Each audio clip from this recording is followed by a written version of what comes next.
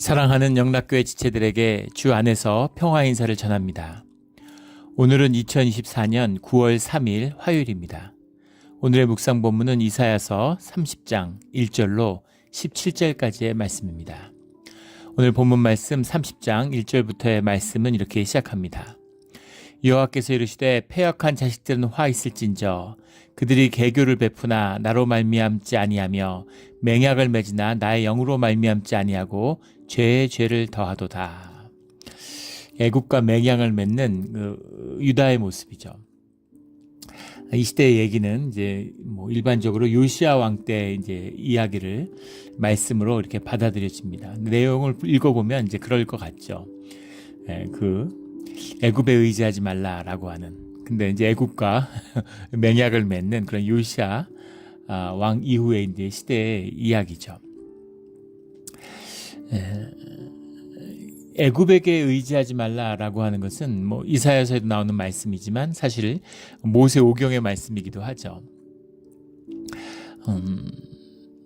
바벨론의 유수로 끌려가서는 예루살렘으로 돌아오는데 애굽으로 내려가지 말라는 겁니다. 알렉산드리아로 간 사람들은 돌아오지 못했죠.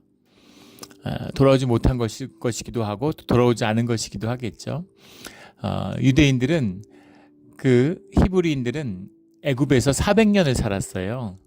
400년이라는 세월이 지금 보면 알 수 있죠. 에티오피아에 유대인들이 있습니다. 완전히 흑인이고 아프리칸들이고 완전히 에티오피아 사람들이죠. 독일의 유대인들은 완전히 독일 사람입니다. 프랑스의 유대인들은 완전히 프랑스 사람들이죠. 미국의 유대인들은 완전히 미국 사람이잖아요. 그런 거 보면 아실 수 있죠. 애굽의 유대인들은 애굽 사람인 겁니다. 그래서 애굽의 정체성, 애굽이라는 것은 세계 최초의 세계 제국이죠. 그리고 그 시대에 가장 문명이 융성한 곳이에요. 그래서 문명이라고 하는 것, 문화라고 하는 건 높은 곳에서 낮은 곳으로 흘러가는 거죠. 요새 한국을 문화 패권 국가라고 그게 표현하는 뉴욕 타임스인가 거기서 그런 표현을 썼던데 그런 걸 보면 우리가 뿌듯하잖아요. 한국이 문화적으로 세계를 지배하고 있다. 드라마, 영화, 음악, K-팝, 무슨 K-드라마 이런 게 이제 세계를 휩쓴다는 얘기죠. 음식, 이런 것도 그렇고, 아주 요새 한국 문화가 각광받죠. 그걸 이제 막으려고 해도, 그때 일본 예능 걸 보는데, 일본의 고등학생들이 제일 많이 쓰는 표현, 이런 거를 하는 거예요. 근데 1번이 킹받네? 2번이 킹왕짱인가? 그게 1, 2번입니다. 그래서 제가 굉장히 놀랐던 그런 기억이 나는데 문화라고 하는 건 흘러가는 거죠. 그런데 유다의 입장에서 보면 유대인들의 입장에서 보면 애굽에 400년을 살아서 애굽에 완전히 젖어들었는데 거기다 가장 강대국이고 문화적으로 융성한 애굽의 영향에서 유대의 정체성을 지금 가나안에서 유대인의 정체성을 지키는 것도 쉽지 않은데 애굽으로 가면 안 되는 거죠. 애굽의 우상 숭배, 애굽의 문화에 젖어들면 안 되는 거죠. 그래서 애굽으로 가지 마라, 애굽으로 돌아가지 마라라고 하는 것이 모세오경과 이 선지서에 관통하는 그런 주제예요. 그런데 현실은 어떻겠습니까? 현상은 이제 애굽으로 돌아가는 거죠. 문제는 무엇이냐면은 종교인들, 그 시대에 이제 여호와 숭배를 하지만 제사장들, 교사들, 선지자들, 거짓 선지자들 이런 종교인들은 늘 현상의 일을 따지면서 사실 주님의 이름으로 거짓을 행하고 있다는 겁니다. 애굽으로 가는 것도 좋지 않은데 주님의 이름으로 애굽으로 간다는 거죠. 그게 최악인 겁니다. 그래서 그런 문제가 있는 거죠. 패역한 자식들인 거죠. 죄의 죄를 더하도다. 나로 말미암지 않으며 맹약을 맺으나 나의 영으로 말미암지 아니하고 주님께 의뢰하지 않는 것이죠. 이게 종교의 본질입니다.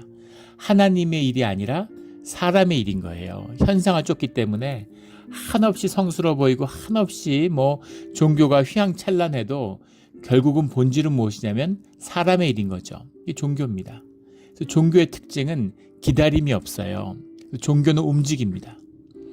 주님에게 물어봐야 되는데 주님이 대답하지 않죠. 우리가 질문을 하면은 그때그때 주님이 무슨 AI가 답변하고 제미나이처럼 GPT 같이 그렇게 답변하지 않으시죠. 주님이 인격이시고 주님이 주인이신데 주님께 다가가서 참되게 주님과 교제하는, 하나님이 인간과 교제하고 하나님이 인간에게 말씀하신다는 게 말이 됩니까? 근데 그런 하나님이시잖아요. 그런 하나님 우리에게 말씀하시는데, 근데 주도권을 내가 쥐고 내가 마음대로 할 수 있어야 되는 거죠. 주님은 그런 자리에 함께하지 않으십니다. 그래서 주님이 침묵하시는데, 주님의 뜻을 존중하고 주님을 기다리는 게 아니라 현상을 쫓으니까 현상을 보고 판단하고 종교의 이름으로 그걸 정당화하고 움직이는 거죠. 기다림이 없다라는 게 종교의 본질이에요. 그래서 우리가 이걸 하고 싶어. 근데 주님의 뜻이 무엇인지를 구해야죠. 근데 주님은 말씀하지 않으셔. 그러면 기다려야 됩니다.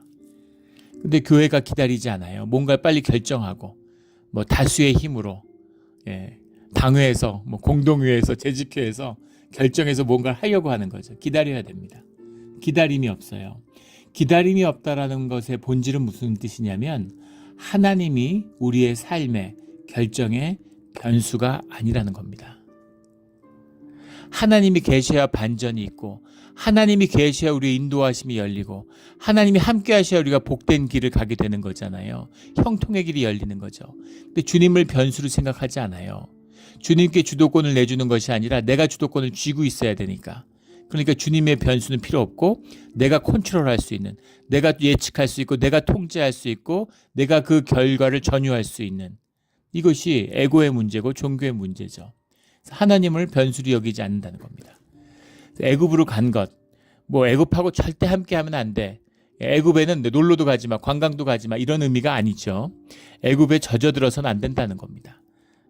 가나안 땅도 마찬가지죠. 다스리고 차지하고 다스려야 되는 겁니다. 근데 거기에 휘둘리고 눌리고 그래서는 안 되는 거죠.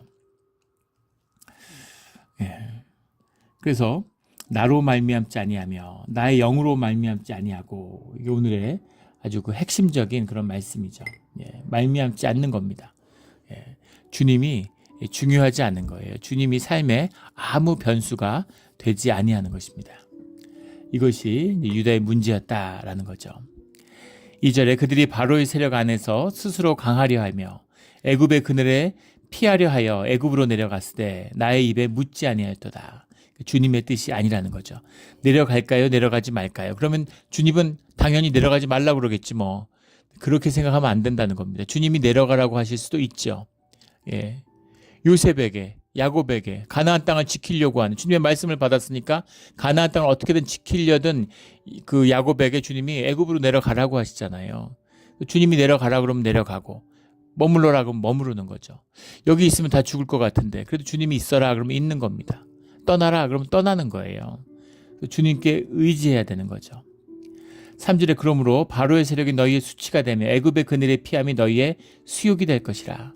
애굽이 힘이 있고 애굽이 강대해 보이니까 애굽에게 의지하려고 하는데, 결국 그것이 너희에게 아무 도움이 되지 않고 너희가 망하는 길이 된다라는 이야기죠. 4절에 그 고관들이 소안에 있고 그 사신들이 하네스에 이르렀으나, 소안이라는 건 나일강 하류에 있는, 나일강은 남쪽에서, 수단, 에티오피아에 있는 남쪽에서부터 이렇게 북쪽으로 흐르잖아요. 북쪽 끝에 있는, 그 지중해로 가는 그 끝에 있는 국경에 있는 가까운 도시가 소안이고, 하네스라는 건 이제 나일강의 중부에 있는 도시죠. 그 강을 따라서 쭉 이제 사신들이 찾아가고 있는 모습을 나타내고 있습니다. 5절에 그들이 다 자기를 유익하게 하지 못하는 민족으로 말미암아 수치를 당하리니, 그 민족이 돕지도 못하며 유익하게도 못하고 수치가 되게 하며 수욕이 되게 할 뿐이라. 요시야 시대 왕 때의 이야기인데, 그때를 좀 돌아보면 아수르의 전성 시대가 이제 끝나가는 시대, 그리고 바벨론이 흥계하던 시대인데, 그 사이에서 애굽은 전통적인 강국이죠. 뭐 중국, 러시아, 미국 이런 나라들은 세력이 강할 때도 있고 약할 때도 있지만 기본적으로 땅이 크고 인구가 많고, 지정학적인 이유로 여러 가지 이제 뭐 역사적인 지역적인 역할이 있고 이런 거잖아요. 그런 거죠. 그래서 그런 그 전통적인 강대국이에요. 그러니까 아수르가 약해지니까 당연히 애굽의 국력이 회복되고 애굽의 영향이 커질 수밖에 없죠. 그것이 이제 요시야 왕 때의 이야기입니다. 그래서 요시야 왕 때, 요시야 왕이 그 주전 640년부터 610년까지 이제 다스리게 되죠. 8살 때 왕이 돼서 38살에 이제 죽게 되잖아요. 쌈틱 1세 때인데, 쌈틱 1세가 이제 가나안의 영향력이 확대되는 거죠. 가나안은 위에서 내려오거나 밑에서 올라가거나, 그러니까 우리 그 대한민국하고 너무 비슷하죠. 대륙 세력 또는 해양 세력의 계속 충돌에 의해서 예. 중국, 러시아가 내려오기도 하고 또 일본이나 또 뭐 이렇게 미국의 영향력이 올라오기도 하고 그 사이에 끼어서 계속 시달리는 이제 그것이 유다의 운명이었던 것처럼 굉장히 우리나라하고 흡사한 면이 많습니다. 그런 거예요. 그래서 아수르가 지금 이제 그 히스기야 왕 이후에 세력이 꺾이니까 이제 애굽이 흥기하는 겁니다. 근데 아수르가 힘을 잃으니까 동시에 바벨론도 흥기하는 거죠. 바벨론과 애굽이 힘이 같이 올라와요. 예. 그 거기서 일어난 전투가 이제 무기또 전투죠. 610년에. 예.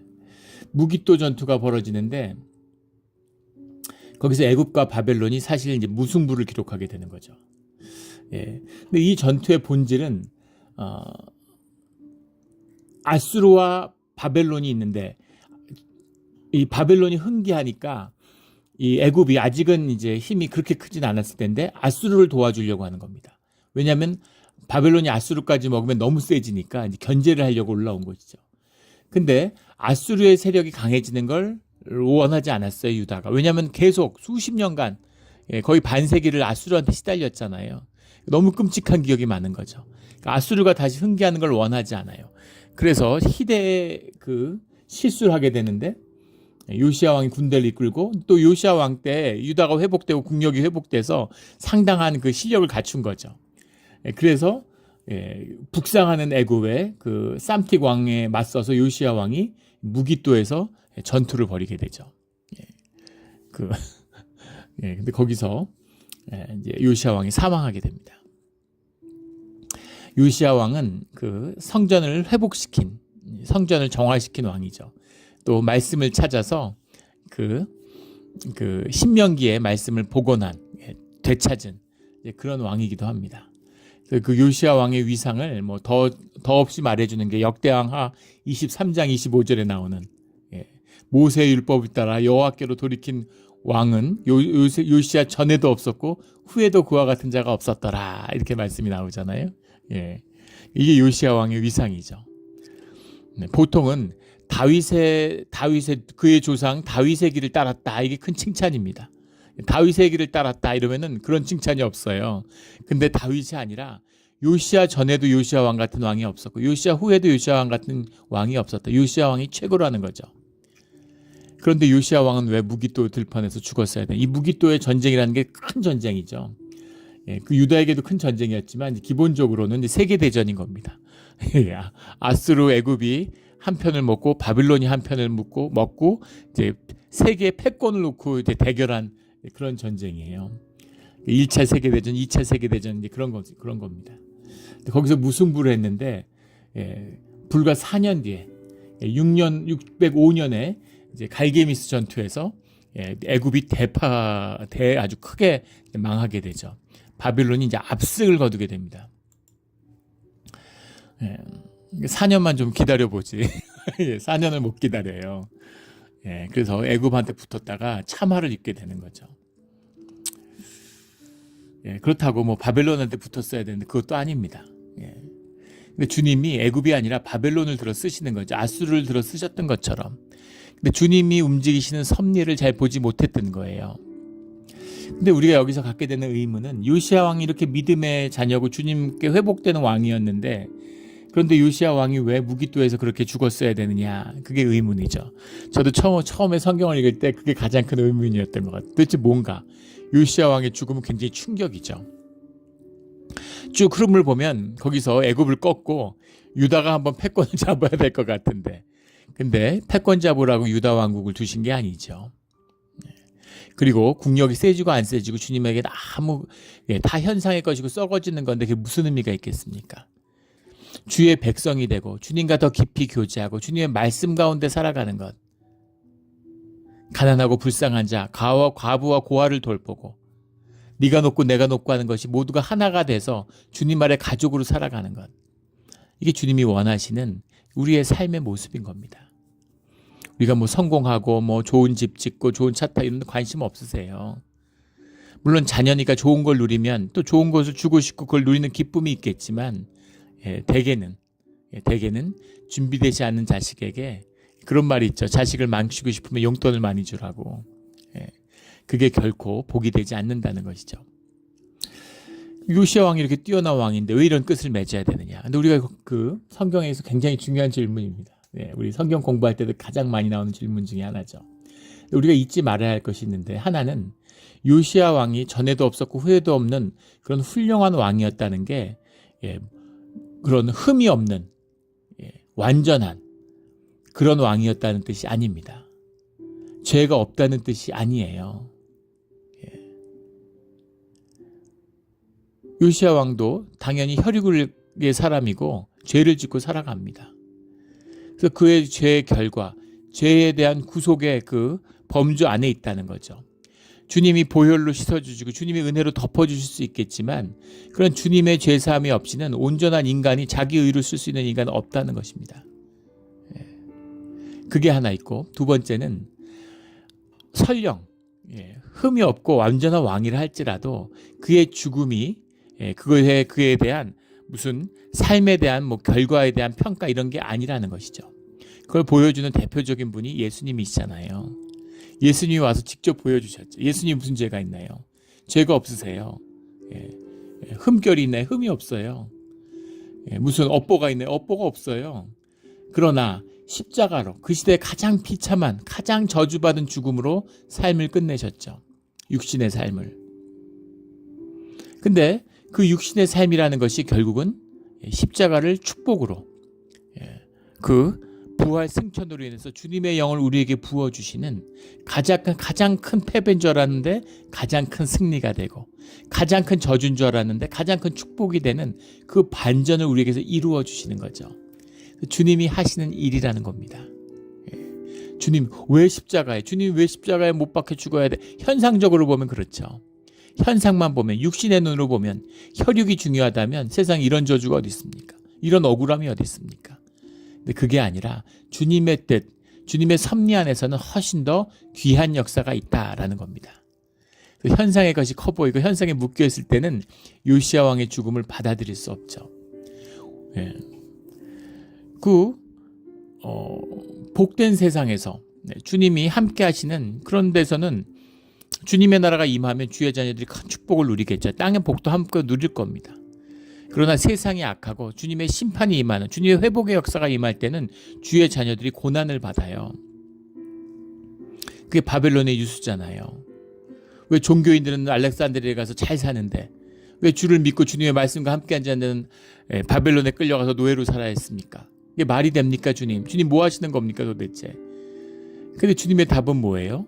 바벨론의 간 자들은 새로워져서 그 남은 자들은 예루살렘을 회복하는 곳으로 돌아오게 되고, 알렉산드리아 간 자들은 돌아오지 못한다.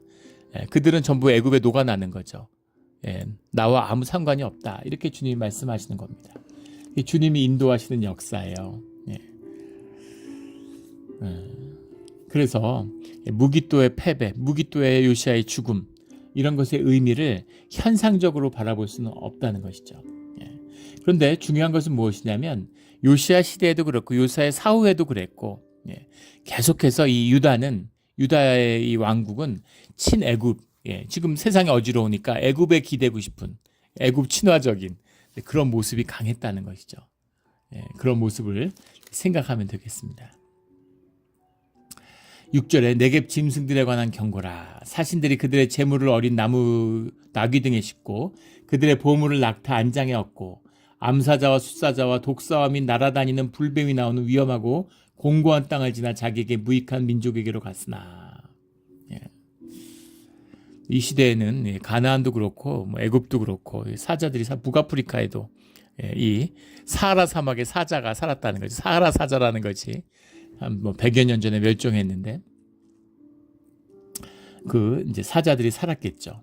근데 네겝 짐승들에 관한 경고라. 그러니까 짐승이라고 번역을 해가지고 바하모트 네게브라고 하는, 네게브 사막이잖아요. 그 유다 남쪽과 이 애굽을 연결해 주는 게 네게브 사막이죠. 네게브 사막, 그 네겝의 짐승, 네겝 짐승이 도대체 뭘까? 근데 이 본문을 읽어보면 암사자, 숫사자, 독사 얘기하는 거 아닌가 싶은데, 아니죠. 나귀와 낙타를 얘기하는 겁니다. 네겝 짐승에 관한 경고가 뭐겠어요? 나귀와 낙타의 등에다가 재물과 보물을 싣고 애굽과 친해지기 위해서, 애굽과 화친하기 위해서 애굽으로 가는 그런 그 사신단을 이야기하는 거죠. 예. 그 사신단에 대한 경고다. 쓸데없는 뜻 하지 마. 예. 무익한 민족에게로 갔다. 위험하고 공고한 땅을 지나서 그 어려움을 무릅쓰고서는 더 망하는 길로 너희가 가는구나 라는 그 경고죠. 그러니까 주님의 말씀을 듣지 않는 자들, 그런 자들에 대한 경고입니다. 날아다니는 불뱀, 날아다니는 게 원문 그대로예요. 날아다니는 불뱀입니다. 불뱀이 독사죠. 근데 이게 어떻게 날아다닐까? 예. 예전에 그 BBC 다큐를 보는데 그 아프리카에 있는 그 이제 이 더운 지방, 그 미국도 그렇잖아요. 아리조나 다이아몬드백스 이런 거, 독사들이 그 더운 지방에 살죠. 그 선선한 돌 밑에 이런 데 숨어 있다가 생물 같은 게 지나가면 이제 그걸 공격하러 오는 겁니다. 근데 심지어 이제 같은 도마뱀 이런 걸 잡아먹어요. 근데 뱀들이 막 그 돌에 이렇게 나와서 이렇게 막 고개를 쳐들잖아요. 그리고 막 흔들면서, 그리고 심지어는 그 돌산에서 몸을 진짜 날리더라고요. 이렇게 날라오는 겁니다, 뱀이. 그래서 아마 그런 걸 보고 붙인 이름이 아닐까 이런 생각이 드는데, 진짜 무서운 곳인 거죠. 예. 우리 제가 아는 그 장로님이 이제 섬겼던 교회 장로님이신데, 그 이제 은퇴하셔가지고 이스트베이에 사시다가 그 아리조나가 이제 뭐 그 따뜻하고 그 다음에 이제 집값도 싸고 이러니까 거기 있는 집을 이제 비싸게 팔고서 아리조나로 가셨어요. 은퇴촌으로. 근데 한 2년 있다가 오셨습니다. 예. 더워서 도저히 못 살겠다 그러고 다시 돌아오셨는데 돌아가겠다라고 결심을 한 게 그 사시는 은퇴촌의 그 집에 그 정원이 있는데, 정원이 굉장히 아름다운데 햇볕이 좋고 이제 물을 주니까 아주 좋죠. 근데 거기 못 들어간다는 겁니다. 산책도 못 하고 거기 뱀들이 산대요. 다이아몬드백스가 사는 거죠. 예. 뱀을 한 2번 봤는데, 그리고는 여기 못 살겠다 이러고 이제 돌아와야지 하고 결심했다, 이런 말씀을 들었던 기억이 나요. 예, 그런 위협을 무릅쓰고 낙타와 나귀에다가, 예, 애굽이 훨씬 잘 살잖아요. 근데 온갖 재물을 실어가지고 애굽의 환심을 사기 위해서 애굽으로 가는 거죠. 근데 그게 망하는 길인데, 현상적으로 보면 그게 사는 길이고 살 길처럼 보이는 거예요. 지금은 애굽이 이제 압도할 것 같으니까 불과 몇 년 뒤를 보지 못하는 세상 일은 그렇습니다. 알 수 없어요. 지금 한국 화장품이 세계를 휩쓸고 있죠. 미국에서 막 매출 1위를 기록하고, 예. 지금 한국 화장품이 프랑스 화장품과 세계 화장품 시장을 놓고 경쟁하고 있습니다. 믿어지지 않는 얘기죠. 한 20-30년 전만 해도 한국 사람들도 일본 화장품 뭐 좋다고 일본 화장품 쓰고 이랬는데, 일본, 미국 화장품을 한국 화장품이 눌렀어요. 미국 국내의 시장을 지금 석권하고 있습니다. 아시아 시장에서는 기초 화장품은 발달했지만 색조 화장품은 별로 발달하지 않죠. 색조 화장은 별로 안 하니까 아시아인들은. 그러니까 별로 색조 화장품이 발전하지 않았는데, 지금 색조 화장품 시장도 한국이 휩쓸고 있습니다. 아이러니한 건 뭐냐면, 한국 화장품이 이렇게 갑자기 세계화된 이유는 중국에서 한한령이 내려졌기 때문이라는 거예요. 중국 시장을 석권하고 있었는데, 중국에서 돈 잘 벌고 중국에서 좋으니까 거기서 더 안 나가는 거죠. 중국이 너무 좋으니까 중국만 있어도 되니까. 근데 중국에서 사드 보복한다고 주한 미군이 미사일을 배치했는데 왜 한국을 보복을 합니까? 보복을 하려면 미국한테 해야지. 그게 북한을 겨냥한 게 아니라 중국을 겨냥한 거라고 하면서 반발했는데, 미국한테는 보복도 못하고 찍소리도 못하면서 한국한테 막 보복을 가했죠. 한국 드라마, 뭐 한국 게임 이런 거 다 못하게 하고, 한국 화장품 이런 거 다 못 규제를 해가지고, 그래가지고 뭐 관광도 못 오게 하고, 단체 관광도. 그래서 한한령으로 한국 화장품 시장이 중국에서 된소리를 맞았습니다. 그래서 다 죽는다고 그랬는데 그게 대역전을 이뤄낸 거죠. 예. 대역전을 이뤄냈어요. 그리고 중국 없으면 이제 수출과 무역은 끝난 줄 알았는데, 근데 잘 되고 있죠. 더 잘 돼요. 예. 그게 무슨 의미겠습니까? 현상을 바라보면서 현상에서 죽는 것 같은데 죽는 것 같은 게 사는 길도 있고, 예.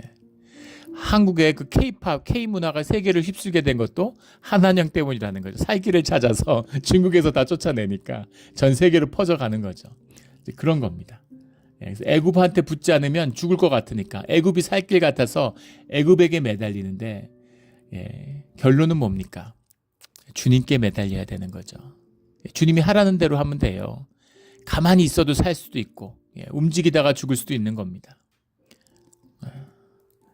근데 이런 이제 안타까움인 거죠. 이걸 이사야 선지자가 선포하는데 패역한 백성이 그 말을 못 듣는 겁니다. 서판에 기록하며 책에 써서 후세에 영원히 있게 하라. 이 백성 앞에서 이 사건을 기억하라라는 거죠. 너희가 한 짓을 기억해라. 9절에 대저 있는 패역한 백성이여 거짓말하는 자식들이여 여호와의 법을 듣기 싫어하는 자식들이라. 이 종교의 모습이잖아요. 주님을 한없이 올리는 것 같지만 사실은 내 마음대로 하기 때문에 주님의 말씀을 패하고 주님을 싫어하는 거죠. 종교의식은 거창하게 하지만 사실 주님과 함께하지 않습니다. 패역한 백성의 모습이고 또 자기 현상의 모습, 듣기 좋은 말을 해주고 듣기 좋은 걸 하니까 그러니까 그걸 좋아하는 거죠. 에고를 부스팅하는, 교회가 타락하면 교회가 에고 부스팅을 합니다. 교인들, 교회 나오는 사람들에게 아파도 말씀을, 골수를 쪼개는, 영을 쪼개는 그런 말씀을 줘야 되는데 비유를 맞추는 거죠. 듣기 좋은 얘기하고 악한 자들에게 의인이라고 얘기해 주는 거죠. 10절에 그들이 선견자들에게 이르기를 선견하지 말라. 선지자들에게 이르기를 우리에게 바른 것을 보이지 말라. 우리에게 부드러운 말을 하라. 거짓된 것을 보이라. 물론 대놓고 이렇게 얘기하지는 않았겠죠. 근데 이것이 종교의 본질이고 거짓 선지자와 거짓 제사의 본질이다 라는 거죠. 듣기 좋게 하는 겁니다. 요즘에 우리 예배를 생각하면 되죠. 타락한 기독교의 예배. 사람들 끌어모을 궁리만 해요. 사람 끌어모으면 무슨 대단한 일 한 것처럼 그렇게 얘기를 합니다. 자꾸 비유를 맞춰야 되니까. 요새는 이제 시크러스 월십이라고 그러죠. 이제 예전을 다 무너뜨리고 시크러스 월십이라는 게 말이 됩니까? 무슨 아이스 핫 아메리카노 이런 것처럼 말도 안 되는 소리죠. 뜨거운 시원한 커피 이런 거나 마찬가지 얘기죠.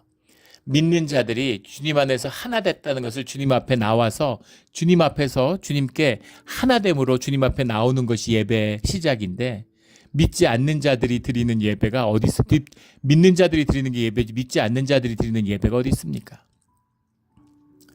예배 드리고 나서 그 막 오순절교 이런 데서 그 주님을 영접할 사람은 앞으로 나오라고 구원에 확신이 든 사람들 일어나라 그러고 이런 구원의 그 믿음으로 주님 앞에 나온 사람들인데 예배를 드린 다음에 이제 막 그걸 마음을 고양시키고 막 그 감정을 고양시켜서 울컥하는 사람들 나오라는 거죠.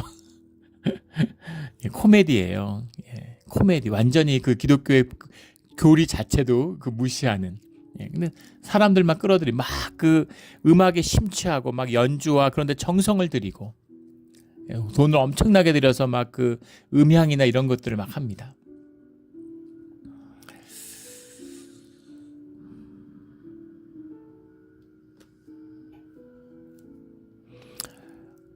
참 그런 모습인 거죠.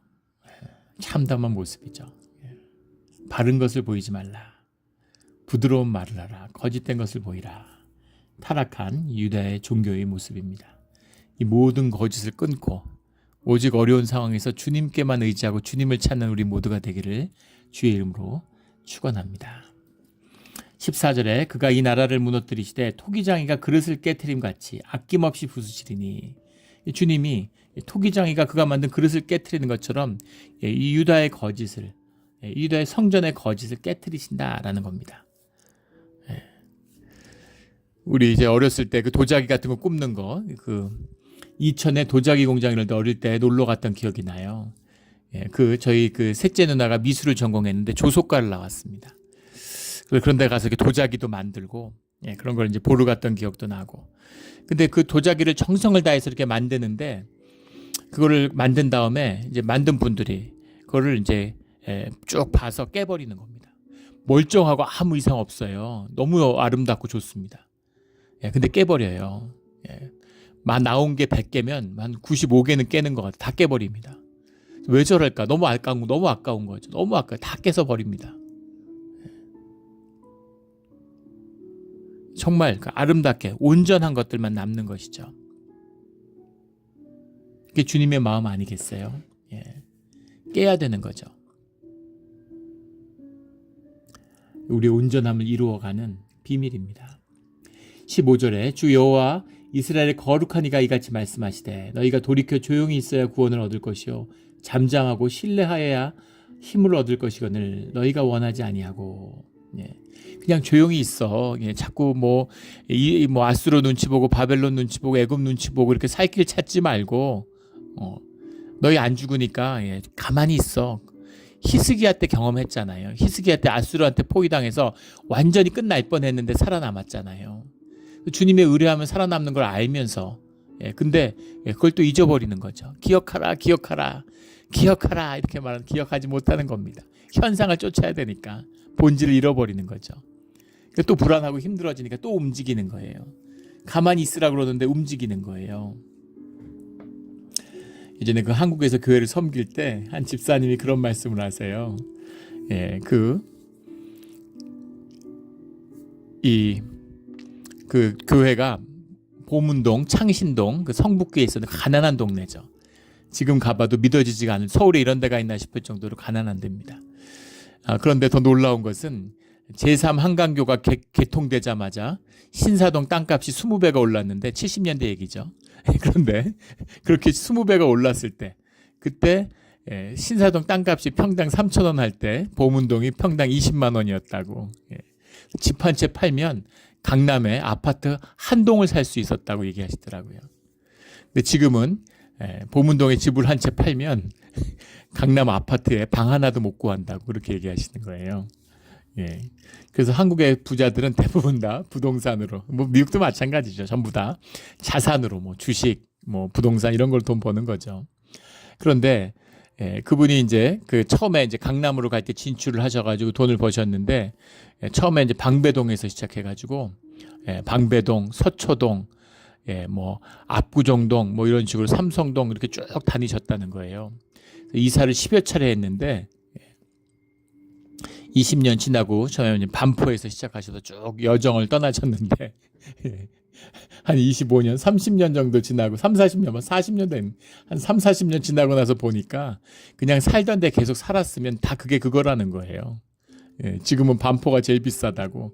여기가 오른다, 여기가 좋다, 여기가 좋다 계속 따라다녔는데 이사하느라고 고생만 하고 지나고 보니까 그냥 살던 데 살았으면 거기가 제일 비싼데 그게 제일 돈 버는 것이었는데 그런 얘기를 하신 그런 기억이 납니다.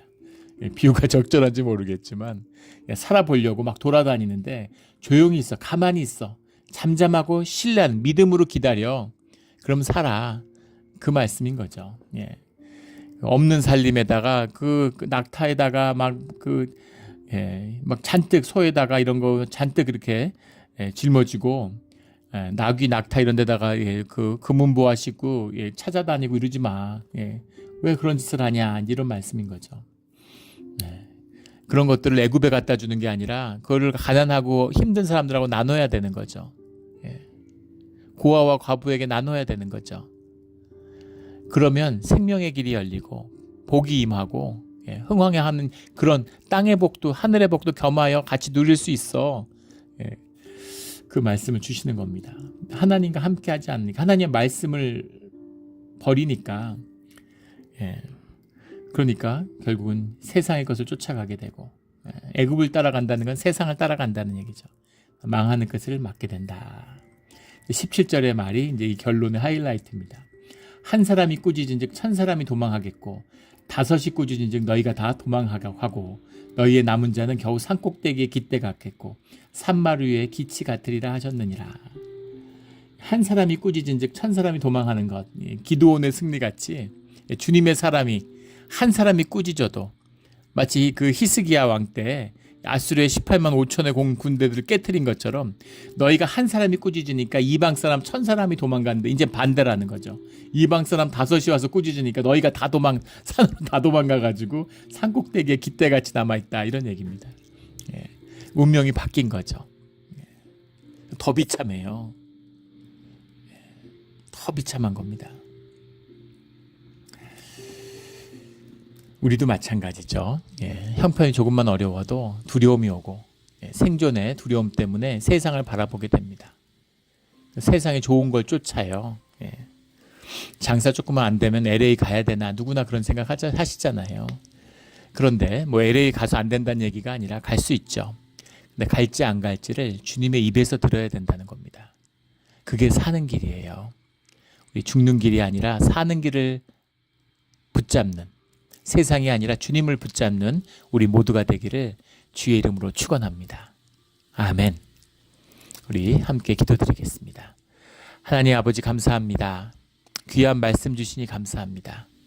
우리가 에고를 꺾고 십자가의 날을 못 박아서 주님의 말씀을 듣는, 주님으로 말씀으로 사는 그런 주의 자녀가 되게 하여 주시옵소서. 그것만이 살 길임을 믿고 주님 앞에 고백합니다. 감사드리며 예수 그리스도의 이름으로 기도드렸습니다. 아멘.